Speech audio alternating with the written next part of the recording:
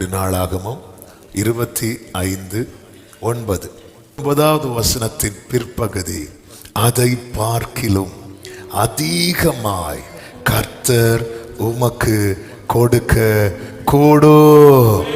ஆமென். கர்த்தருடைய பரிசுத்த நாமத்திற்கு மகிமை உண்டாவதாக. 100 தாலந்து வெள்ளி நஷ்டமாகிறதே என்று கவலைப்படும் போது அந்த அமட்சியாவுக்கு சொல்லப்பட்ட கர்த்தருடைய வார்த்தை. ஆமென். கடந்த ஆண்டவர் சமயத்துக்கு ஏற்ற வார்த்தையை தருகிறவர். ஆமென். சில நஷ்டங்களை குறித்து, சில காரியங்கள் கைவிட்டு போனதை குறித்து ஏக்கத்தோடு கலக்கத்தோடு இந்த சத்தத்தை இந்த காலை வேளையில் சமீபத்தில் தூரத்தில் இருந்து கேட்கிற உள்ளமே, உன் தேவன் யார் என்பதை நீ அறிந்து கொள்.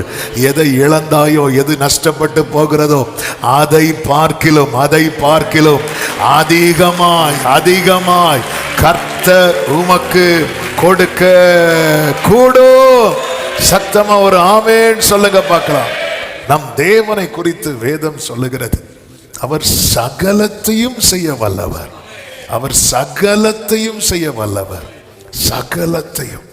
யோபு 42:2 அது யாரை வச்சுதான் சொல்றார் அப்படின்னா, யோபு வச்சு சொல்றார்.